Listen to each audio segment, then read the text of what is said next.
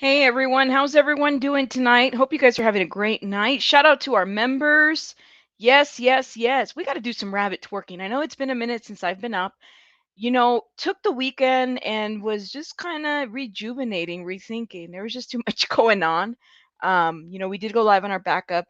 We put that video on private, but we're going to release it again because I think that the message is very clear in terms of what we were giving and what we wanted to accomplish. So if you joined us, great. If you didn't, that live will be available for later on that backup channel. Okay. And our backup channel name is The Rabbit Blogger. So make sure you guys check us out and subscribe, share our channel. We love, that's the channel where we cut a little loose. Okay. And we just say how things are.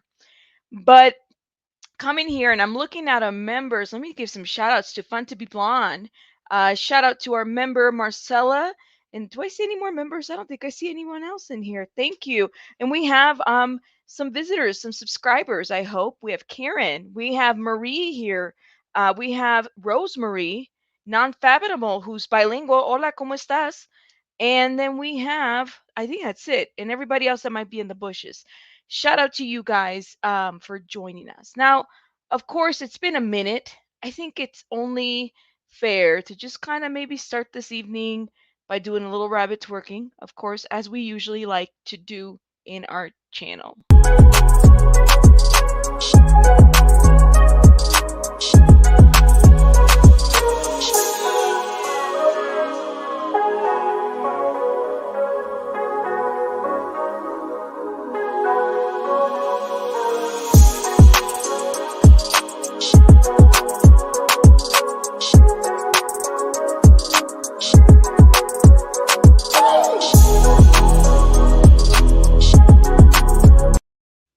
That is right. Thank you so much. Shout out to Koya. And again, shout out to Universal Tea with Marie. We have Sophisticated Brat in the building. Just had to say hello to everyone. I know it's been a minute, so I'm like, let's just start with some content. Okay. Now, I found out about this news today, right? Shout out to you, Benz, and Fall Lover, again, our member. And Benz is also a member. Wanted to start today because I was looking into this. Now, you guys know that Facebook has been in the news for quite some time, right? Um, I was looking into this and I was thinking, I'm like, well, where are these documents that have been leaked? There are some documents that have been leaked, excuse me, that is said to reveal a lot of the practices from Facebook. Okay. There was some documents that even talked about how they promote ethnic violence, which to me was like, well, I mean, I know we have a lot of advertisement on Facebook. I don't know if does everybody here have a Facebook? Put a rabbit on the chat if you have a Facebook.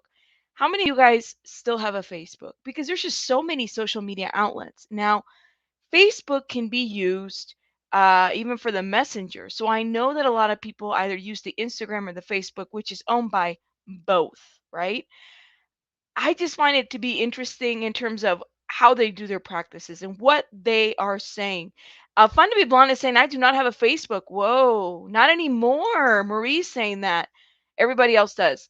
Our channel has a Facebook, so feel free to follow us there. Although it's a very, I can't say that I do a lot of activity there because it's just, I don't know. It's a little bit cumbersome for me at this point, getting this channel going. We do use a lot of Instagram because this is where we connect with people in terms of stories and our blogging and stuff like that. Articulate says, what's up? Oh yeah, and I've never really used that app. There are some apps that I have yet to use. Now, MySpace, I mean, does it still exist? Do do people still have MySpace? I'm just curious because at some point it just kind of faded and faded and faded and then people stopped having it. I think Betty White might still have a MySpace. I don't know. She's old but still lit, so she probably still uses it. I don't know. I'm just kind of curious. Shout out to Betty White. Shout out to Betty White. Oh, so MySpace is played out, but it's music. I do remember when they did that shift. Now, one thing I want to know about MySpace, this is one thing I was always curious about. Tom, where is Tom? Like, I know Tom was a real person, but I was like, what happened to Tom? Where's he at now? What is he doing? What is he doing nowadays? Do you guys remember how MySpace had that creator, and it was the profile, and it's supposedly it's Tom, and it was like it's like a guy with the white shirt, and his name's Tom, and he's the creator of MySpace. Whatever happened to him? I'm just kind of curious to know because some of us are from that era, the MySpace era. So I'm just curious to know, well, whatever happened to Tom? And if you guys know, let me know and leave it on the comments. If anybody has I would love to interview Tom. I'm just saying, would love to interview someone like that. That would be awesome. Just thinking out loud. Okay, let's get started with this whole Facebook thing. All right, so if I have any self-proclaimed celebrities, okay, I was reading, I was reading that Facebook treats celebrities different than us regular rabbits, us regular people. Okay. Yeah, yeah.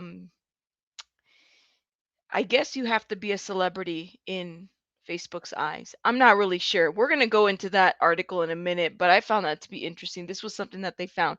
Let's play this little clip right here in fair use, absolutely. And let's see what is going on with this whole Facebook thing because it's a little bit interesting, I think. What can we find out? Leaked Facebook documents are revealing scathing new details about the platform's misinformation battle. Journalists, including many here at CBS News, reviewed thousands of pages of internal research and employee comments suggesting Facebook knew its platform fueled division, hate, and conspiracy theories, but at times did little to stop the misinformation from spreading. This comes as Facebook whistleblower Frances Haugen appears before the UK Parliament today. British lawmakers are considering an online safety bill following her allegations about the company's policies. Before leaving the company, Haugen photographed documents detailing Facebook's failure to keep people safe and recently testified before the U.S. Senate. So joining me now is Harvard constitutional law professor and attorney Lawrence Lessig. He is also assisting Frances Haugen with legal and communications help. So thank you so much for joining us. So we have this sort of trove of data and information coming out of Facebook. One of the more shocking pieces from the documents that were released is Carol's journey into QAnon, where a dummy account is set up and it starts attracting within 2 days, conspiracy theories and misinformation. And then the thing about it is nothing was really done. It didn't actually the Facebook didn't react or respond by changing anything. So I want to ask you, why did Facebook not respond? And is this part of a pattern within Facebook, getting the information, but then not reacting or changing algorithms or doing whatever they need to do to correct the problem? Well, Facebook faces a choice, and they've known about this choice for many years, that they can either make their platform safer, less likely to harm people or drive to misinformation or radicalism, or they can make their platform more profitable. And what Frances's documents demonstrate is that again and again, when Facebook was faced with that choice, Facebook chose profit over safety. Mm-hmm. The documents show that the company knew how toxic the platform could be. Facebook CEO Mark Zuckerberg has repeatedly denied Haugen's claims. What is Facebook's argument? How can it deny that some of their algorithms push users to extremes? How do they sort of explain it? Well, they don't really deny that sometimes it pushes people to extremes. They argue that most of the time it doesn't, which is like a tobacco company saying, 90% of people don't get cancer from cigarettes, so there's no problem with cigarettes. What's striking here is the engineers, who are incredibly decent people from these documents, they come out as the real heroes. The engineers inside of Facebook again and again pushed Facebook to change their algorithms or to make their platform safer. And again, the public policy types from Mark Zuckerberg down refused to make those changes because they knew it would undermine their profitability. So I wanted to stop right here because I was thinking, okay, changing, this thing about algorithms. Algorithms exist on YouTube. Algorithms exist on various platforms, okay? And I wanted to bring about, I think it was Articulate who said it, that there needs to be a bill about safety for all social media platforms. And I would have to agree with that, right? However, I spoke with somebody today who was telling me, who's from a different country and was, she's one of our members as well. And she said how it is very easily in her country where it's like things get struck right away. Like they don't play around about stuff like that, right? For us, this is something that, and I'm sure we're probably entertainment to that country. If we, if we can't get, you know, things struck, like what I guess we are entertainment. We are the reality show for a lot of countries. If you think about it, if it's like they allow us to do whatever we want. So I thought that was interesting. That is, I wanted to bring that up there. But it's about the algorithms. Okay, algorithms equal money. Okay, there are people out there that enjoy that kind of content. So what does that mean, and what policies and what things need to be signed exactly to weigh that in? It's going to be a huge undertaking because if they decide, say YouTube, all right, YouTube, we're going to make you guys safer, quote unquote. Well, what does that mean? And how does then that affect our freedom of speech? Okay. And how do you then deal with all that other stuff that comes up along with it? I don't know. And I'm kind of curious to know what you guys think. I think that there needs to be something in terms of children. Anything involving children needs to be definitely a immediate shutdown, right? Any violation as such, and especially safety of anyone. So I'm kind of curious to know what you guys think about that. You guys have brought up a really good point. Someone said, I'm laughing at a comment. Someone said that Tom, the founder or one of the presidents or whatever of MySpace, is living in the Cayman Islands. Is that correct? Did somebody make that rumor up? Let me not start a rumor there because that'll be bad. That'll get us to another rabbit hole. Although I would totally, would love to do like where's Waldo, where's Tom Anderson from MySpace.com for us to search. And maybe we can all get into that kind of mystery, right? Where it's like we're searching just like everybody got into the whole avatar thing. We're going to go find Tom. But we're not going to dox a shitload of people. We're just going to find out. We're going to look for Tom. That's what we're going to do. That's all. All right, let's keep this clip going. Mm-hmm. Plain and simple. What's happening in the UK is very interesting to me. What we have seen is Europe has been much more aggressive. European lawmakers have been much more aggressive when it comes to curtailing the access to our personal information that a lot of these platforms have and other things. So now the UK is looking into, Haugen's testimony. They want to draft an online safety bill. How will Haugen's information further shape the UK's bill? Well, I think what Francis's documents demonstrate is something people have thought was true for many years, but now we absolutely know it's true. That the choice inside of Facebook is not in favor of the safety of customers, but of their profit. So this will motivate legislators to step up because who else is going to do it? We know from these documents we can't trust Facebook to do it. And if we know that there's real harm, which we do, that means we need legislators to step in. And the other issue, too, is about transparency. Up until now, what Francis Haugen had revealed to us, we sort of had to depend on Facebook to say, trust me, we're being transparent. And I don't know how many times I've heard, a Facebook executive testify in front of American lawmakers and saying, well, that's something that we're working on. We're working towards being more transparent. And so throwing out sort of one example of how they've made progression in that area. So I assume that some of what Francis Haugen is going to tell UK legislators is going to help them in terms of crafting tools to encourage or get this research from companies like Facebook? Yes. I mean, we've seen many examples of ways that this company can be made more transparent. Even in the United States right now, legislation is being considered to make the company reveal these data so that we have a clearer idea of, in fact, what the safety consequences of their algorithms are. And their refusal to do so in the face of this evidence that they have made this choice against safety again and again, I think will weigh heavily in the minds of legislators across the world when they begin to think, what should we be demanding of this extraordinarily important platform that has been wired now into the lives of billions of people across the world? Who should we blame for this? Is this just, we've all kind of become slaves to the algorithms, and, we as users and consumers have to also display some sort of intelligence when we interact with Facebook and other platforms, but Facebook is what we're talking about now. Um, or, are actual individuals also responsible? Is Mark Zuckerberg responsible for the outcomes that we see here? Well, there's no doubt that Mark Zuckerberg took a central role in making many of the decisions that led to the platform being less safe and more profitable. And there's no doubt that people, individuals, parents need to take responsibility for the way they and their kids interact with the platform. But we can't miss the fact that the Facebook platform is a manipulation engine.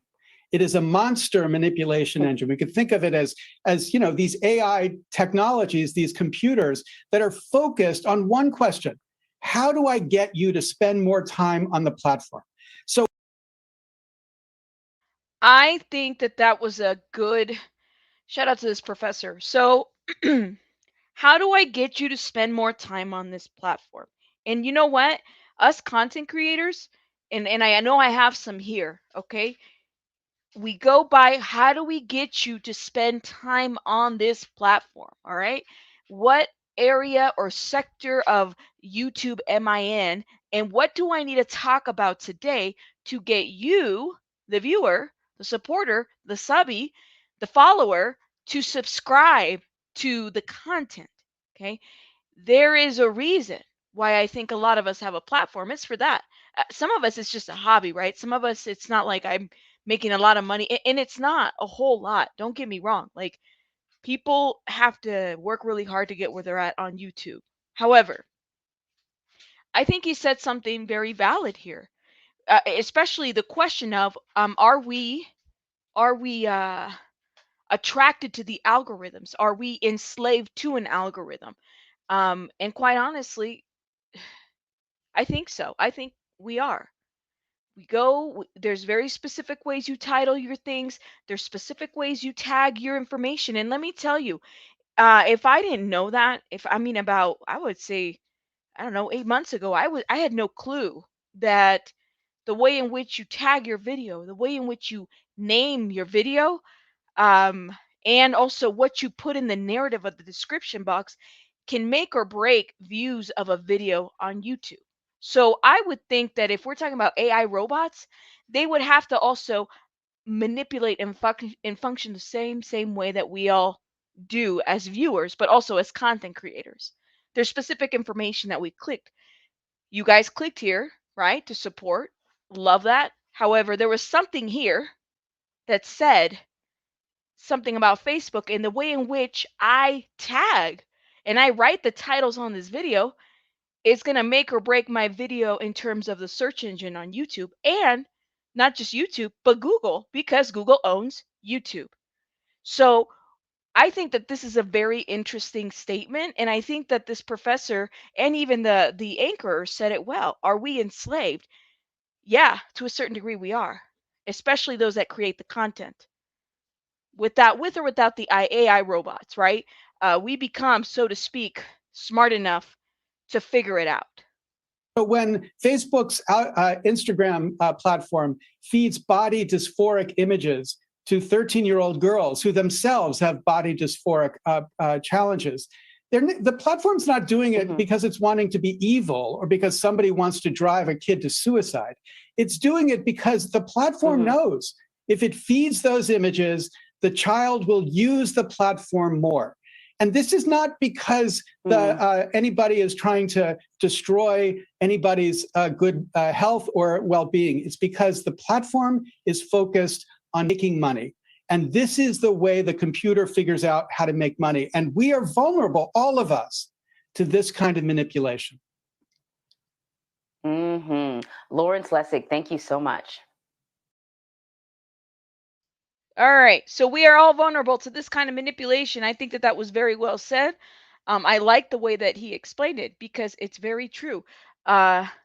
If you type in, say you Google search it, right? How to get into a diet, it is very likely that you're going to find content about eating disorders, right?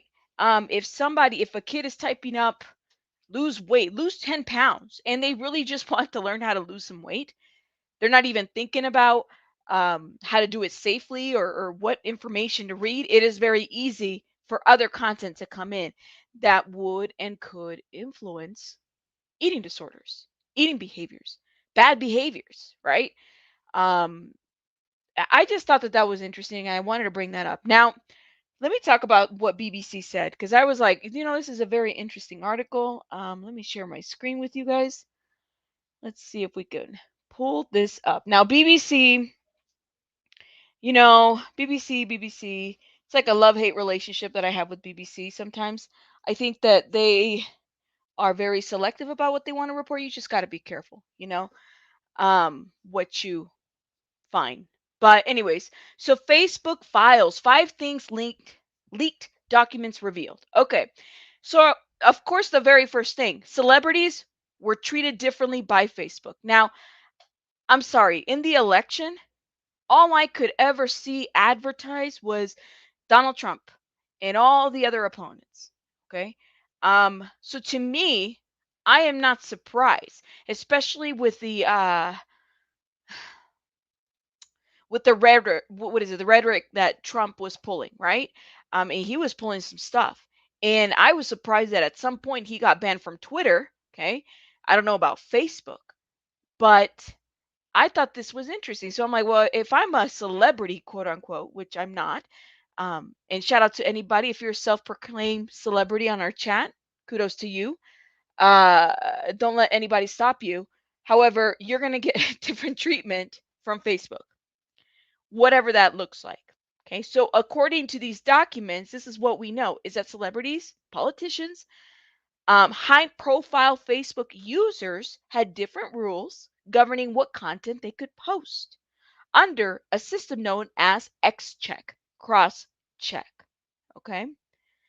Oh, he was banned from Facebook? That is, see, I didn't know. But when was he banned? Was it in 2016 or was it after?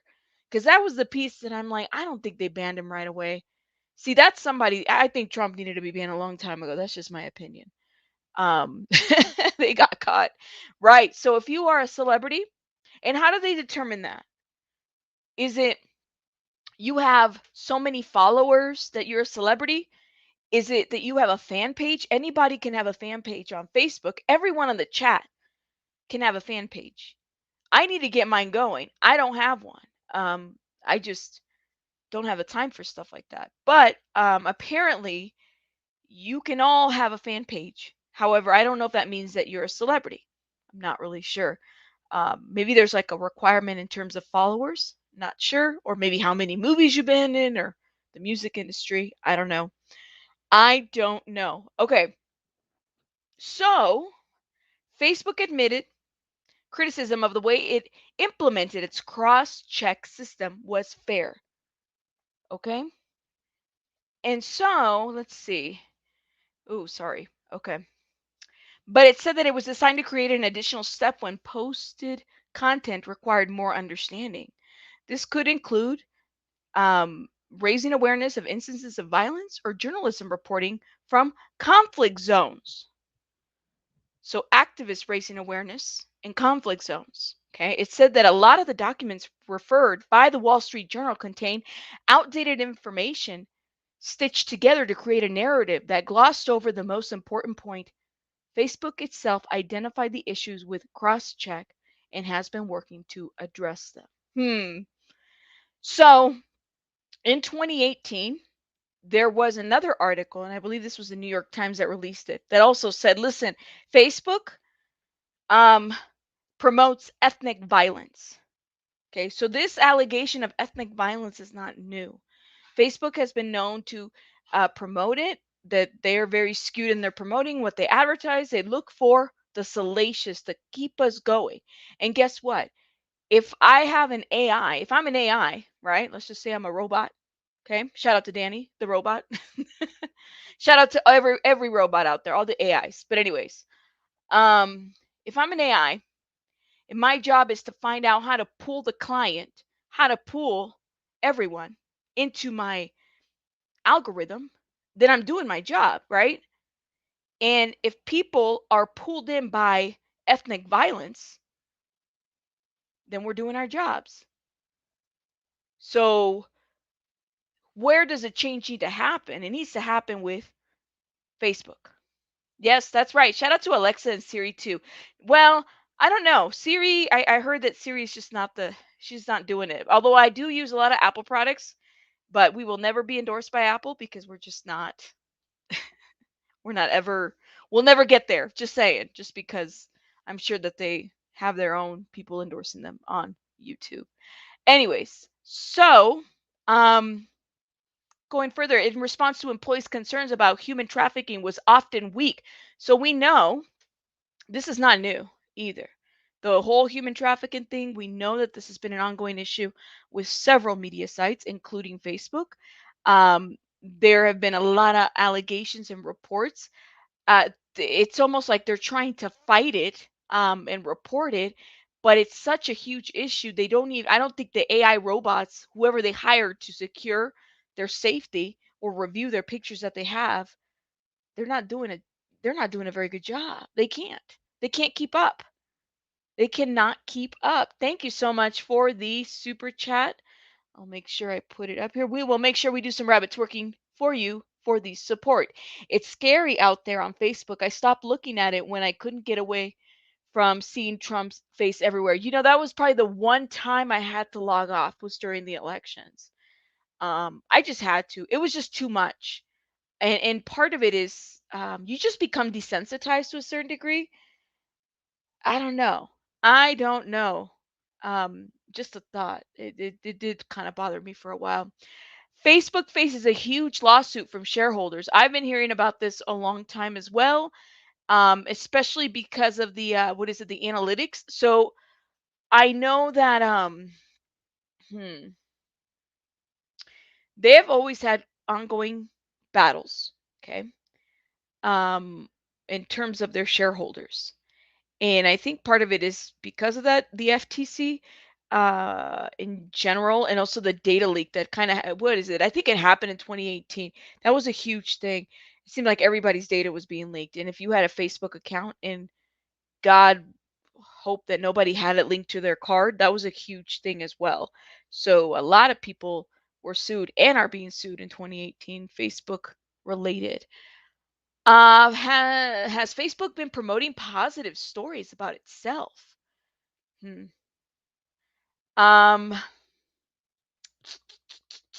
in this one too, so similar to corporate responsibilities initiatives people see in other technologies and consumers. So, um, I think that Facebook, I know that there are some organizations and things like that that they support and they will continue to support, right? I know how many of you guys, I know that Facebook, like in your birthday, instead of have the way, what is it, you can get your friends to donate to an organization, right, for your birthday. I think I had one or something like that long time ago, um where you pick the organization and they'll say happy birthday to you, but they'll donate for your birthday. So I think that that is, I mean, it was a great idea to do that. However, how often do we know the information about the organizations that we donate? That's the other side to that. We don't always do a good job about covering things like that. Yeah, so this is that BBC article. Feel free to check it out and read it, guys. I really want to see the documents. That's what I want. I mean, like, I'm like, I don't want to hear about them. I want to see them. I want to know, does that change for anybody? And I know that we have a lot of Facebook users here. Does that change for anybody using Facebook moving forward? Do you guys feel like you're going to look at it different? Because this Facebook leak has been an ongoing thing. It's not new. The only thing that's new is that the whistleblower happened and then the documents were leaked. Okay. And in the documents, we get to see a little bit of their practices. But this is a huge organization. Every organization has its beast, its monsters. They do things a little bit different. So I'm just kind of wondering what you guys think about whether that's going to change the way in which you use Facebook. I don't know. There's so many other social media platforms, and none of them are safe. Okay. None of them, I mean, you could do your best to safeguard, but I don't think any of them are safe. Jonathan says, I wonder if Facebook gets a cut of the donations. You know what, Jonathan? That is a very good question. And I wonder, one of the things I was wondering too is that you're promoting, say, like, for example, breast cancer. Let's just, because it's the month, right? Which we will be doing a little awareness live for that tomorrow. But say that you donate, okay? Say you donate 50% or $50, okay? Does the donor know, like, does it go completely to that organization, or because the organizations are being promoted on Facebook, they get a percentage of the donations to whatever nonprofit? That is a really good question, and that's something that I think we need to look into more. Um, because then that's kind of, well, if it's my friend's birthday, I'll just send $50 to, I don't know, whatever organization they want me to send it to, instead of having it be donated to Facebook so then they can keep a fee. That's right, Articulate. So I'm just curious to know about that. I wonder too how much profit Facebook made out of those profits as well. There's a profit to a profit. Nothing is free. That is so true. There's a profit to a profit. There's a profit to a nonprofit. Just saying. Look at this. I think I've seen that. Excuse me. A Netflix documentary called The Social Dilemma speaks about the social media platforms and how it harms other people. Yeah, I got to check. I think I watched some of it. But what we need to find out is about those nonprofits. We need to look into the small print and figure out if they get a percentage. Now, it talks baby girl says the organization gets all the funds. I set up a donation for a grassroots social justice organization. They receive all the donations that display. So what does Facebook get out of promoting it? I'm kind of curious. Are they are because it's nonprofit, do you think that they don't touch the money? I mean, I don't know. They don't get anything? It talks baby girl. Can you see that? I'm just curious. Cuz Jonathan, I think, made a really good point. Like, huh. Now now that's a rabbit hole we got to look into at some point. Just saying. All right, let's do a little rabbit twerk. Yep, they must be getting tax breaks. We're gonna do a little rabbit twerk and thanking Laurel for the super chat and support to our channel. Let's see. My God, I gotta organize my stuff over here. Just say it. All right, thank you so much for your support.